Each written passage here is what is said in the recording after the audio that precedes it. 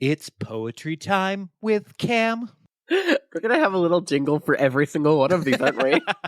We got to let our audience know what we're... I have a poem from powerpoetry.org by Jasper Lauter. All right. And the poem is called Dead Name. When my name died, I did not mourn it. I did not bury my name in the backyard with Fluffy and Fido, covering my name with flowers. Instead, I just stood there, watching it perish as the truth of my words cut through it. Bleeding out memories and syllables, birthdays and yearbooks and playbills. I did not tell my name it wasn't wanted, as I held my words like a knife to its throat. Instead, I said I had outgrew it, that it was uncomfortable and it didn't fit, like the hats Grandma used to make us for Christmas. It had itched for years, bringing me to tears, but I thought I had to smile through it because it was family made. I did not cremate my name and throw its ashes into the sea, releasing them to the world. Instead, I tried to salvage it in a mania, hoping that I could give it to someone else, like an organ donation. But every time I touched my name, it stung.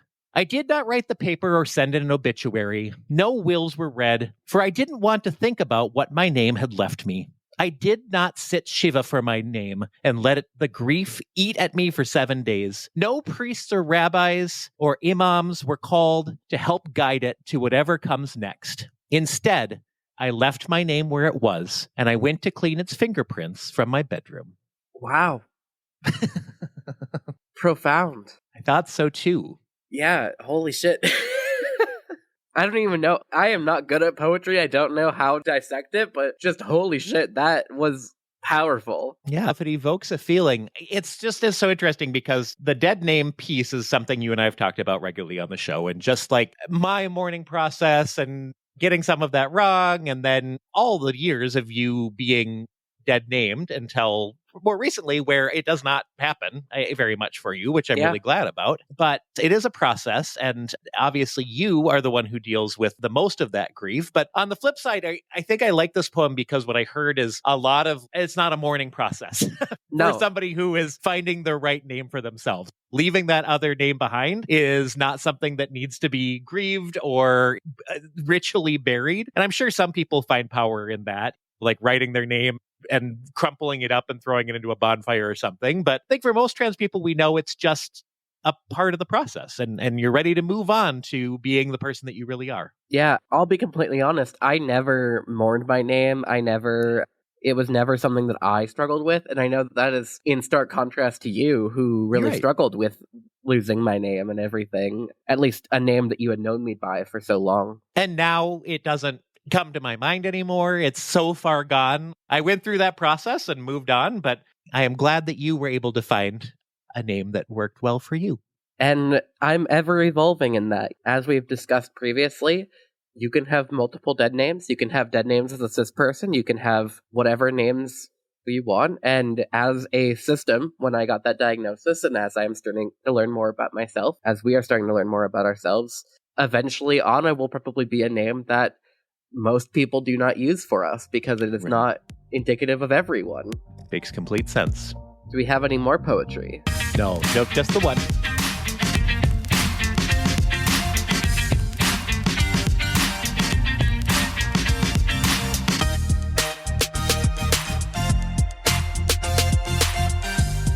Hi, we're Anna and Lily, parts of Transgender System. And I'm Cam, their dad. And this is The Transgender, a podcast chronicling our transition. And a cisgender man learning how to support it. My apologies to all of our listeners if we are sounding a little bit different. We are very congested today. In Duluth, it has been melting and then refreezing and then melting again, and it has been horrendous on my allergies. The horror that is climate change and our city that normally is in the below zero time and has a frozen lake, we're experiencing 40-degree days right now, and it is really disconcerting and not good for allergies at all. No.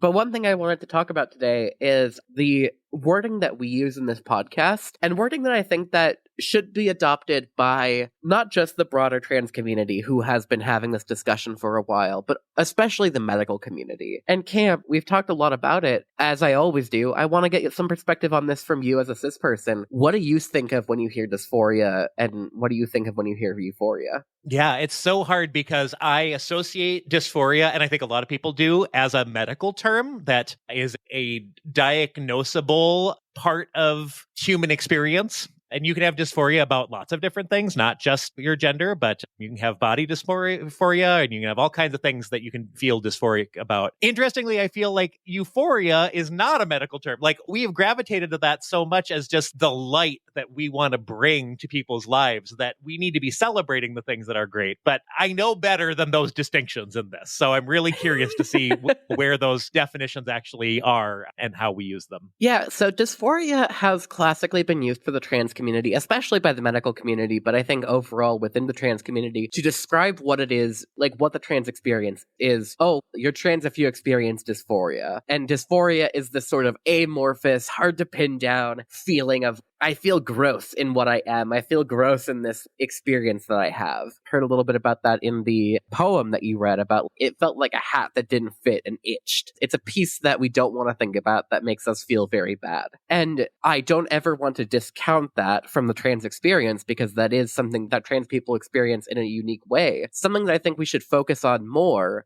and help people to understand is that euphoria, or that feeling that things are good, that this is who I am, this is the feeling that I want to feel every day, is also valid.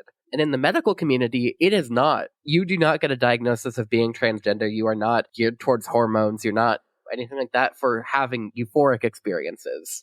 Because that's something that cis people can experience. Cis people can have euphoria, and that's fine. And especially when we're talking about euphoria in the sense of like a medical community, oftentimes we're talking about other sorts of mental health conditions and things that people have. In schizophrenia, you can have periods of very high euphoria, and that is a detachment from reality. And so I think when some medical professionals hear these terms, they're like, oh, dysphoria is trans and euphoria is a detachment from reality. And that's just not how it is at all. Like, when we're talking about euphoria and dysphoria, we're talking about very specific and kind of two sides of the same coin experiences that trans people can have. One side being the, oh, I hate everything about myself, I don't like my gender, I don't like whatever. However, on the other side of that coin is the, I get to experience gender euphoria from having breasts now, or I'm on hormones and that gives me gender euphoria or something. There's a lot of pieces to that. And so why are we talking about this today in our opening topic? And the reason is because when we are talking about what makes someone trans, it's often, oh, you experience dysphoria. Right. And I don't think that we should be looking at the trans identity from that angle anymore, because then we are purely focusing on the negatives of what the trans experience is. When there's so much joy and so much love and acceptance and personal development and growth that can be in the trans experience, that dysphoria doesn't capture. Dysphoria is, oh, I'm feeling terrible. And you're in the medical model of mental health treatment, you're like, now we have symptoms that we can solve. And that's just not how... we have to label you in some way. And so many things that we talk about, there's a continuum, right? This is not you are dysphoric or you are not. Like, how you have dysphoria or euphoria lives in a very wide spectrum. And there's a day where you're going to feel absolutely shitty about everything about yourself when gender is a part of that. And then there's going to be days where it's just, I put on some clothes today that don't make me feel good about my gender and my identity in the world.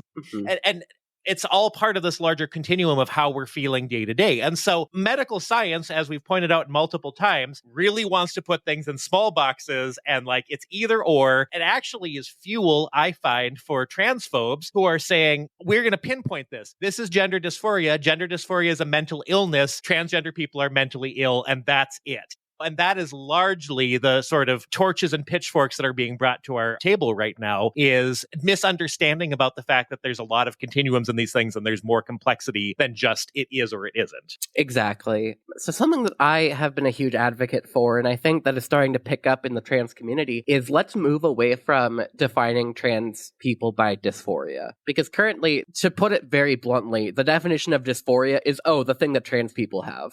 That's literally the definition of dysphoria. Not literally, sorry, figuratively. Why we should move to a euphoria-based model is because people, especially trans people who experience euphoria, it takes away from this medicalized model of, like, you've got something that we can put you into a box for, and it moves more into this growing trend of self-identification and self-diagnosis of, I know who I am, I know what my identity is, I know who I am. And so it takes the power away from systems that have historically been used to oppress and harm and damage, and puts it back into the hands of the community itself. And so when we look at identity from a euphoria-based model, we are talking about the things that make trans people happy, the things that make people happy. And I think that is so much needed in the queer community, especially now. I'm really glad you brought up that self-diagnosis piece, because I think you and I are big advocates now for this model. It's becoming more acceptable, but is still very new. But at the end of the day, we know ourselves better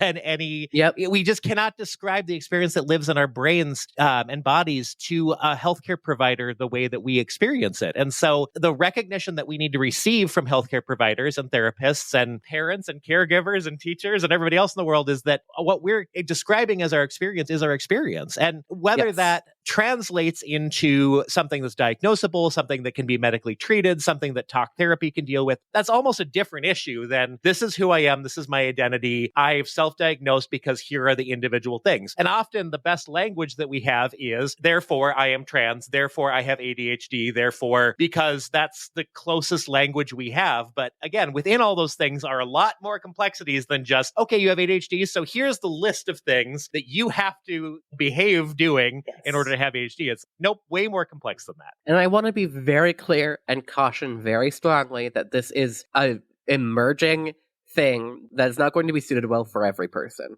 Yes. Especially people who are hypochondriacs, and I mean that in a positive way. If you think that you are sick all the time and you feel sick all the time, like that, this may not be the best thing for you. And so when we're talking about this very specifically, I'm not talking about, doesn't everybody have little ADHD in them? I'm talking about, you're looking very specifically at the symptoms you have, about the things that you have, and are saying, this diagnosis fits me, and these are the tools that then this diagnosis can give me as a way to benefit my life and continue to advance this. We still have to ground these things in medical science. That's the important thing to us, is that this is not arbitrary. And I totally agree.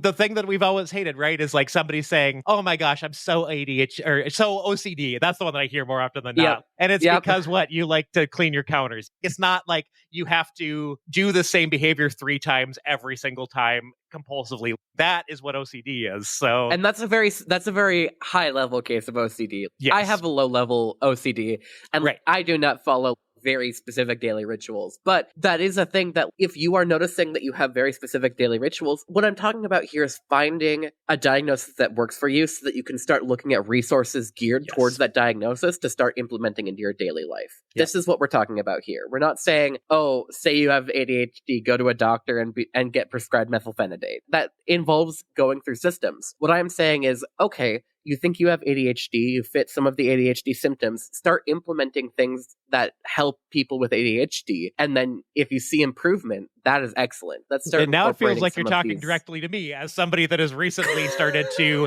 identify with some self-ADHD diagnosis. I'm not talking directly to you. I'm speaking from personal experience, and that's someone who for a long time was so afraid to self-diagnose and now has recognized that self-diagnosis is a tool to use to understand that it's okay to utilize tools from things that you don't have a specific diagnosis for. 100%. Those tools are so important, and they're publicly available, and it's well worth trying lots of different things. If you say, here's some symptoms that I have, and that correlates to this kind of diagnosis in the world, and here are the tools that are suggested, it is well worth just going down that list and saying, I'm going to try some of these out and see what works. You can do that for free without needing to go see a medical professional. Obviously, at the end of the day, we always recommend talk to a therapist, talk to your doctor, get support that you need. But it's really helpful for you to live your day-to-day life saying, there's something that I'm doing in my behavior that is not working well well for me, and what kind of tools could I use in order to make this more palatable for my day-to-day life. And this kind of brings in, and I don't want to spend a whole lot more time talking about this because we've taken a sidetrack away from I like it. The Dysphoria versus Euphoria, but this also ties back into disability advocacy and resources of if you think that something is going to help you in your daily life, but you don't necessarily have a diagnosed disability or something like that, it's okay to say, this will help me in my daily life. It's okay to use a cane. It's okay to use a wheelchair. It's okay to use these and in a way that is going to benefit your life. I'm not saying go out there and buy a prosthetic leg if you don't need a prosthetic leg. That's very hard to do, but I've seen people who have that mindset. What I'm saying is, if you are struggling to do daily tasks and you think that something will help you do that, there are ways to implement things to help you do that. So I think it's important that when we're talking about this medicalization and this diagnostic conversation, it's also important to recognize that there are positive things to all of this, and it's not always about the negative symptoms. Yeah, we want to live in the positive space. That we determined that when we started this journey together. Focus on the positives. We got some really good questions this last couple weeks here, and I thought maybe we could throw a couple out and talk about them. The first one I've got... Go ahead. Yeah. Send your questions in. Questions at transgenderpod.com or click the chat with us button. Super important. We love to hear what you guys have to say. We love your feedback. And we also love questions because there's a lot of experience and knowledge that is not publicly out there that people have questions about. And we love to share what we have learned. Regulus asks, I am a 14-year-old trans masculine, and I was wondering if you have any advice on how to come out to your extended family, grandparents, aunts, uncles, cousins, etc. And I know we received another note that Regulus's parents are actually quite supportive of trans and non-binary people, so they were feeling pretty comfortable there. The other thing that they had mentioned was, my friends all use my name and pronouns at school, but last week at my birthday party, my parents were around, so I had asked my friends to use my dead name and pronouns. Oh, that's right. They have not come out to their parents yet, but they feel like maybe they're going to be supportive. Here we are, a 14-year-old person who has a name and pronouns that are not publicly outed yet. How do they start to feel comfortable coming out to people? Yeah, this is a very challenging question because it's very personal. But I will talk a little bit about my own personal coming out, which was I did over text.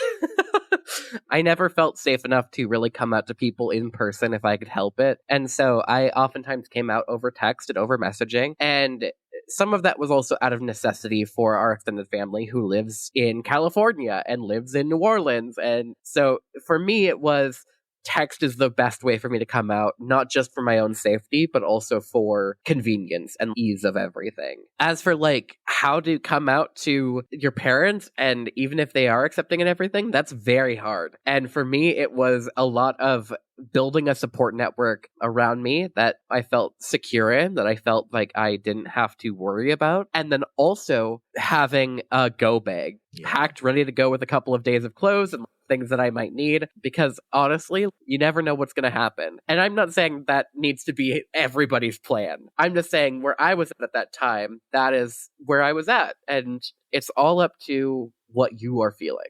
That was the way that you felt most comfortable. And you went into that knowing I knew nothing, and so you had no idea what my reaction was going to be. I never would have been able to guess what my reaction was going to be. But I think another point to this, too, is if you can get your parents on your side, that actually will help you a lot in those other conversations. I remember being the backup to Anna would send a text to my dad, and then I can follow up with the all right, ask me any questions. Don't focus your energy on Anna and pestering her. She's now built me up so that I have some tools to be able to talk about these things so I can be her advocate to our extended family. Yes. And I remember, oh my gosh, I remember specifically Pappy. I don't know, he must have heard secondhand from my dad or somebody in our family and wrote an email out to a bunch of us and was like, I heard that we have a transgender in our family now, and what are we doing to support her? And what can I send her money? And I'm just like, what a weird reaction, but okay.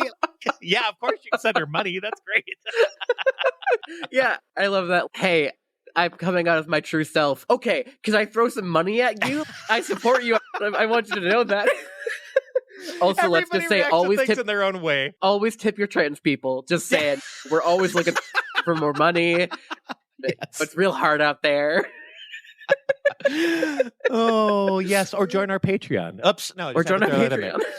Yeah, truly, though. I think Regulus had said that they felt pretty comfortable that the parents will come on board with them. And if you can do that, I think it's going to make your journey a lot easier when it comes to dealing with friends' parents. That's the other piece that can be challenging when you're 14 too, is Yep. that you're talking about this birthday party. You definitely can't control anybody in your family, but you surely can't control all the external people that are in your bubble and how your friends' parents are going to react. And so having a parent or a caregiver or somebody who's in that role that you can lean on is going to be extremely helpful. Well, I think that that's a really good point, too, is utilize the people around you who support you and love you to fight those battles with you. If you have a grandparent or a cousin or somebody who's, oh, I fucking hate this, like, you are not a part of my family anymore, I'm going to be a complete asshole and bigot, which I will say is cartoonish. I have never met anybody who is outwardly that transphobic and horrible. It does happen, but I think that it is very rare. Most of the time it's going to be, I am going to intentionally dead name, or I'm going to pretend like I don't really understand what's going on, even though I'm just actually a bigot.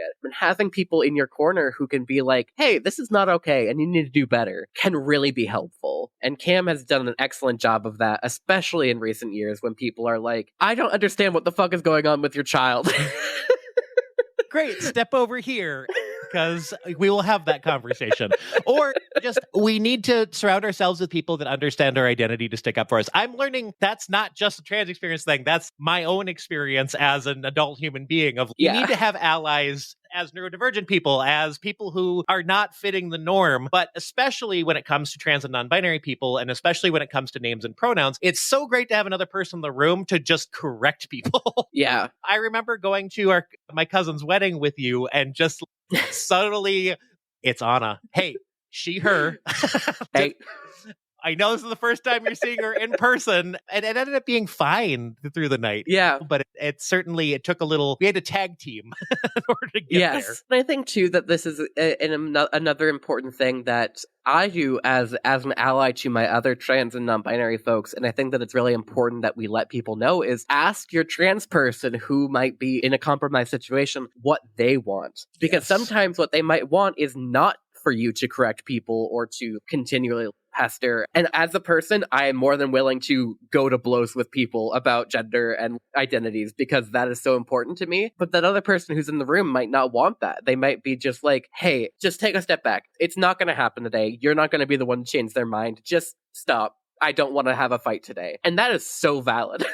Super valid. To trans people, that's so valid. But allies, just make sure that you're communicating with the trans person too about what is it that you want me to do here? Because ultimately it's you who is, going to be dealing with all of this repercussion. I hope that was helpful. So thank you so much. Yeah. Regulus. Thank you so much, Regulus. Let's move on to a question from April. I brought up to my parents that I wanted to try out names and pronouns, and my dad said I will always be his son. Here's the question. How do I help my dad to understand that I don't want to be that person anymore and I want to be my true self? I have a pretty good idea of how I want to answer this question, but Cam, I want you as a dad here, as a dad to a transgender person, how did I get you to understand that I wasn't your son anymore, that I wasn't my dead name anymore? Because I honestly don't remember. It's funny to think about. Let's go back to you feeling intimidated about that process, packing the go bag, like feeling like maybe my dad's going to kick me out. The one thing that we always say we've had going for us is we grew up together. We have built so much in common. So the foundation on which we were building, even though you were feeling not super trusting in that moment, I would say that we at least had a foundation of trust to be able to build off of for each other, which was mutually beneficial. Like the same thing, when you came to me, I at least was able to say, I trust this person and her view on the world, and I might not know what the fuck she's talking about, but I at least, okay, this is where you're at. Bring me along on this journey. So that's the hard part, is that I almost want to say, hey, parents, start building a foundation of trust with your kids from the very beginning, because all these conversations, when they say, I'm being bullied at school, or I'm being pressured by my partner to have sex, or my gender identity maybe doesn't match the one that I was given at birth, those are really tough conversations that it takes a really firm, loving relationship with your parent in order to make happen. So get it right from the beginning is what I have to say to parents. But that doesn't help April in this scenario because it sounds like maybe that isn't necessarily there for you both. Yeah, no, and as we say continuously, and I think that it comes through clearly throughout the podcast, is Cam and I have a very unique dynamic and relationship with each other. It is not a traditional daughter-father situation. Yeah. We are each other's very good friends and everything, and it's never really been that sort of relationship that you are an authority figure. We've always had a mutual trust and understanding with each other. From the time Otto was a teenager, we just determined that we were roommates, and that was how we lived our lives. And it worked out for us, thank goodness. It worked out, yeah. This is done by trained professionals. No, I love that. Build a trusting relationship with your kids is really important. And to those kids, to those trans people who are coming out to your parents, and your parent says, I do not trust you in this. You are still my son. That's really hard. And I wish I had a better answer for you. But my answer is, you are valid in your identity. And I'm so sorry that you do not have support from people who are there to support you and need to be able to be that person for you. But you are valid and you are loved. And there are other people and other ways for you to feel supported in this world. And I'm not saying to completely discount your dad in this and be like, fuck you, I'm leaving. That's not the situation I'm advocating for. But what I would say is, it's going to take time. Clearly, no matter what, it's going to take time to build this relationship and to really say, hey, I am not your son, actually. I am April. I use these pronouns. I don't identify as your son. Even though you and I have such a good relationship, Cam, me saying I'm not your son yeah, was a really big deal, because it's, oh, you're right. No, this dynamic that you and I have had is not the same, because even though you're the same person and everything, the social dynamics between a father and daughter versus a father and son are very different. There was some shift to happen there. Yeah. And this is where I don't know a parent that hasn't had that phenomenon. This is where I find it so funny that the transphobes say, like, parents are transing their kids. And I'm like, we've had multiple parents on this podcast tell this exact same story of, I didn't know what to do. I didn't have the language for it. This was brand new. What the hell are you saying? I transed my kids. Like, when we started this journey, I didn't know what trans meant. And over the long term, the thing that you're going to have to do for anyone in your life that isn't understanding of your identity is continue to educate them in the best ways you know how. We started this podcast for the specific reason of being a resource. So if your dad is willing to listen to some of the episodes, especially where we're talking about these specific issues around parents and kids and like how to be supportive, sending an article here and there just about what trans experience looks like or how to support people's pronouns and their names. All those things are really just kind of part of the process that you might have to go through in order to educate them long term. And at the end of the day, we can't guarantee that anybody is going to come around. My hope is that they can be as loving and supportive as they can within whatever weird parameters of gender identity that they seem stuck within. But our hope for you is that eventually they'll come around and recognize you for the person that you are. And April, and I'm speaking directly to April, but I think that this is important for everybody who does not have a supportive parent to hear. You are not alone in this experience. I recognize how privileged and lucky I am to have a parent who understands and took the time to be able to learn and come along with this journey for me. Unfortunately, the reality is that is not a thing that can happen for a lot of other trans people. And if you are like, oh, I'm the only trans person ever to experience having a parent who doesn't like me, or a parent who says that I'm still their son even though I'm not, you're not alone in this. And there are other people who have this experience. And there are people, I don't want to talk about something that I have not had personal experience in very deeply, because I don't know what exactly the situation is. I don't know. I can't relate my own personal experience. But there are people who have this experience who have talked openly about this and said, this is what worked for me. And this is maybe a point where I say, I know a lot and I don't know about this specific situation, April, and I'm very sorry to say that. But there are resources out there that can give you a more specific answer about, this is something that worked for me, this is something that helped me. And just know that no matter what, on the Transgender podcast, you are loved, you are respected, and your pronouns and name will always be who you are here. So I hope that we can build that safe space for you, that you feel comfortable enough. And also to have a space that is open and honest enough to say, we don't have all the answers. And sometimes that just is the reality. Truly. And thank you, April, for sending in this question, because I think there are a lot of people who need to hear this. Do you have a gender euphoria to share with us? I do. This one comes from Christine. Thank you so much, Christine. I just started my own transition and found your podcast. Today, I had a day off to myself and took the opportunity to be femme out in the city. I'm very male presenting, so I did my best to, quote, clean up, which I'm not entirely sure what that means, but Christine goes a little bit deeper into it and says, shaving, 30 minutes putting up my hair, and then finishing with a classic lazy look of leggings and baggy sweatshirt, which let me say is not a lazy look. That is just how you survive as a woman in this world. Also, sorry, Christine Femme in the City sounds like such a great movie title. I love it. I'm here for it. Christine Femme in the City. It's like Sex in the City, but actually trans and good. Oh, that sounds awesome. I'd watch the hell out of that. Not necessarily passable, and passable is in quotes, which, Christine, let me say, passing is not always the goal. Sometimes it's just feeling good about yourself. But the best I could do. I went to the thrift store to start getting more female-marketed clothes, and oh my god, did I have a blast. The whole experience was so much better expressing myself that way, as opposed to going how I normally dress. I did the whole thing, take my time, actually look, tried everything on. Usually I feel meh, but everything fit and felt amazing. I even got a very friendly smile from the youngish woman in a good for you way that felt amazing. Yay! Christine, let me say, I'm so happy for you. As a passing trans woman, I still struggle to go clothes shopping sometimes. It is a really intimidating process, and I'm so glad that it was enjoyable and beneficial for you. Yeah. If you have questions about transitioning or supporting someone who's transitioning and you'd like us to talk about it on the show, please shoot an email to questions@transgendapod.com, click the chat with us button on our website, or DM us on social media. And if you'd like to support the show, and we really appreciate your support, you can become a patron on our Patreon. Kirsten, supporter level patron, thank you so much for supporting us on Patreon. And be sure to check out our episode description for links to resources on today's topics, especially that poem, which you all should go and read again because it was so fucking impactful. That was a good one. And don't forget some other ways you can support the show. We have merch on our website. I'm hoping to do some new merch here in the next little bit. I have not had the energy to do it, but we're going to make that happen at some point. Watch for that. Listen, we're all people here. We're all humans. We do not have infinite energy.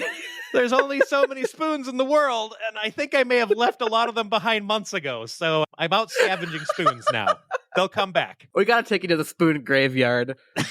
Scrounge up some dead spoons. Dig up some demon spoons. Don't forget, we also offer shout-outs. You can promote your business, you can say happy birthday to a friend, or share just about anything else with our transgender listeners. Just hit the shout-out link on our website to learn more. Just click the shout with us. Yeah, just click the shout with us. Just click it. Somewhere on the internet, there's a button that says shout with us. You'll find it. You'll find it. And thanks for listening. I've been Cam. We've been Anna and Lily. And this has been The Transgender. Love you all, except the bigots.